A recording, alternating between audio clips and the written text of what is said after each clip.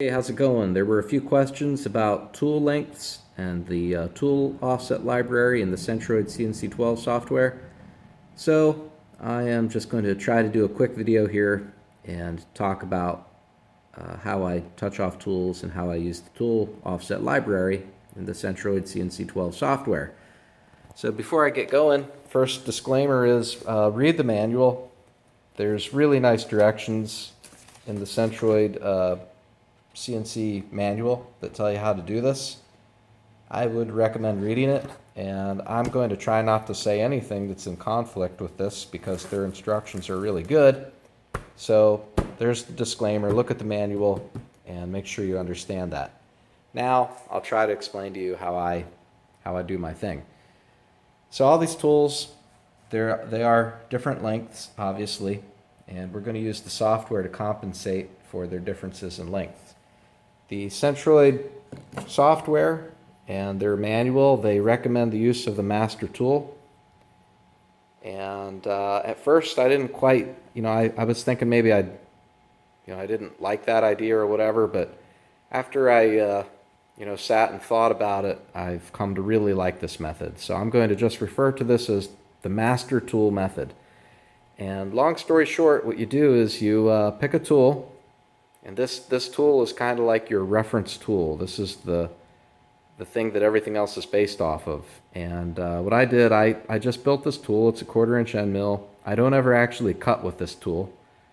I just use this tool to touch off my workpiece, and it also establishes my reference height in the software. And we'll talk about that in a minute. This tool is the tool by which all other tools are measured. And I think when we look at the numbers, you'll see why that is. So, master tool method, I use this for my mill. I also use that technique on the lathe. And basically the benefits are you're measuring all your tools in reference to this tool. So as long as you have this tool, you're good to go. So let's say you set your machine up, you do all your measurements, you touch off 20 tools. And then something happens, you mess up one of your homing switches. Well, if you were not using the master tool method, what would happen is you would have to measure all of your tools again. But if you're using the master tool method, all you need to do is establish a new reference height, and then all of your other tools will be good to go, because they're all measured in relationship to this one master tool. So that's one of the benefits of using the master tool method. Now, the other benefit is if you're on a machine that does not have homing switches, that means basically every time you power up your machine, it may be in a slightly different home position. That's okay, because once again, all of your tools are measured in relationship to the master tool. So all you have to do is power up your machine, jog it to wherever you think home is supposed to be, set your ZREF with your master tool, and all of your other tool settings will be right. And that, incidentally, is how my lathe is set up. I don't have homing switches on my lathe. Every time I power up that lathe, I touch off my master tool. All my other tools are right where I need them to be. So let me talk about my method here. So when I touch off tools, I always touch them off in the same place. The center of this fixed jaw. That's my point that I like to use to measure all my tools. And what I've done is I have made my show you G59. I have an X value, I have a Y value, and I have a 0 value in for Z. But that X and Y position for G59, that is right there. So basically what I do whenever I touch off a tool, and let me just jog this thing around here just to make it lose its position.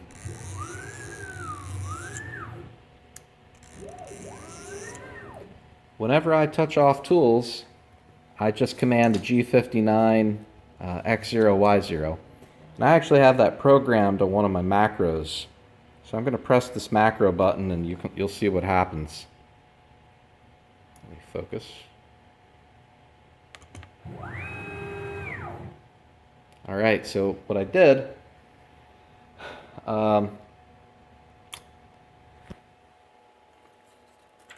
I pressed my macro, and I've positioned now my spindle is right over that point on my fixed jaw. And that's the place where I do all my tool measurements, is right over that point. And always in the same spot. That's how I like to do it. Whenever I touch off tools, I always touch off in that same exact position. So that's how I do it. Now, fortunately, the software is very flexible, and you don't necessarily have to do that. The software is actually really good at doing a lot of math for you, and it keeps track of things. But for me, I'm kind of like a real methodical person, creature of habit, so I always do it the same way. Whenever I'm touching off a tool, I go to this exact same position, my G59 work offset, right over that dot. That's where I do all my tool measurements. So the next thing, go to Setup, Tool, Offset Library, and what you'll see here is this Z reference number, and that number is established with my master tool. So my master tool is what I used to find that number. And basically, I don't want to get too too detailed here, because sometimes that'll just confuse people more than it helps people.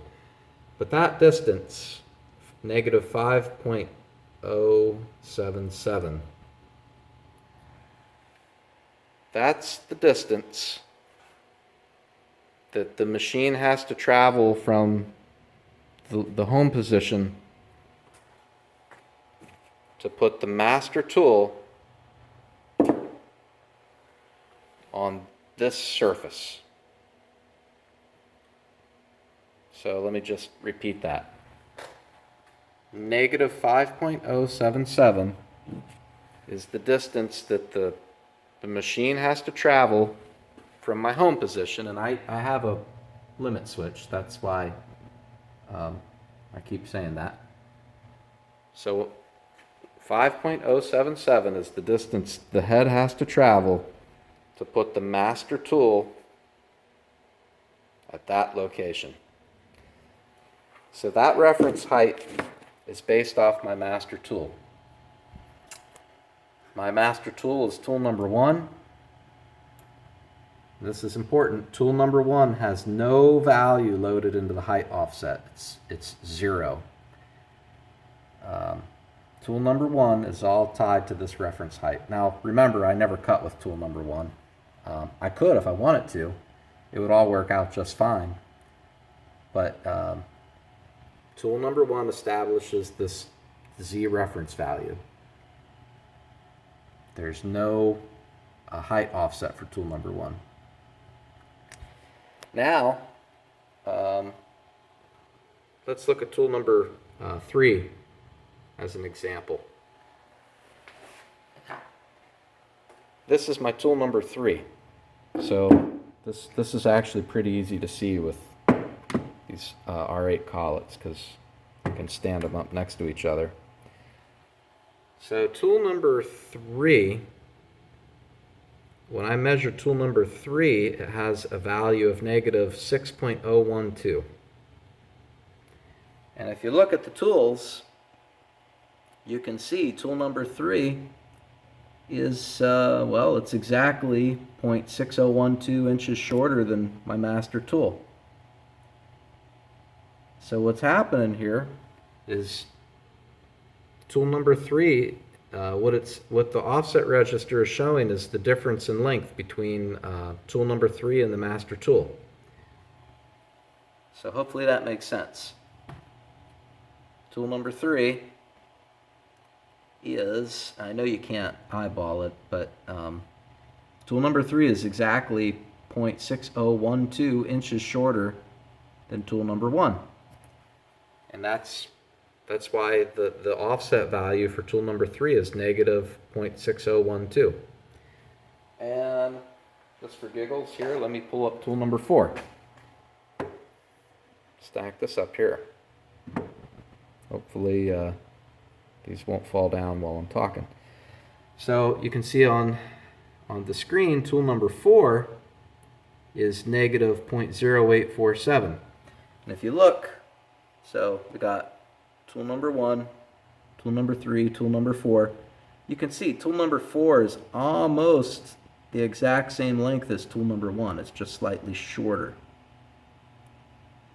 And it is, in fact, it's exactly 0.0847 inches shorter than tool number 1. So that's what's happening here. Once you establish your reference height with your master tool, all your offset values are literally just the difference between the master tool and the tool that you're measuring. And the beauty of this, the benefit of this is this method, using the master tool method, it works whether you have homing switches or you don't have homing switches. This method works for both machine setups because all the tool lengths are just relative to the master tool. So hopefully that makes some sense. Now there was some people asking a question about what do you do about tools that are long? And I'll just give you an example. So here's a tool, a drill, right? Much longer than my master tool. You know, you can see there's really a quite a substantial difference in length there. So what do you do about tools like that? Well, I popped a drill in the spindle, which is longer than my master tool, and I measured it. And let me just scroll down here. That tool has a value of positive 2.5055. And just to illustrate here, this is not the exact tool, but it's give you the idea. The drill is 2.5055 inches longer than the master tool, and that's why its value is positive, because it's longer. Where, as you recall, the other tools, their values were negative because they were shorter than the master tool. And yeah, so this method works really good. I basically learned how to do this from the Centroid people. I never used this method before, but now that I've used it, I really like it, and it works great. And like I said, the beauty of it is you can use this one method on any machine. It doesn't matter how your machine's built, how it works. If you have homing switches, if you don't have homing switches, whatever. This one method works. So if you're going to write an instruction manual, right, that a whole bunch of people are going to work with, you keep it simple. You write one method that works for everyone, and that's what they did. Okay, I hope that answered a few questions, and hopefully I did not confuse anyone. Hopefully I didn't make anything worse for anybody than it already was. Hopefully this helped clarify things, and this tool table business makes more sense now. All right, thanks for watching, and have a great day.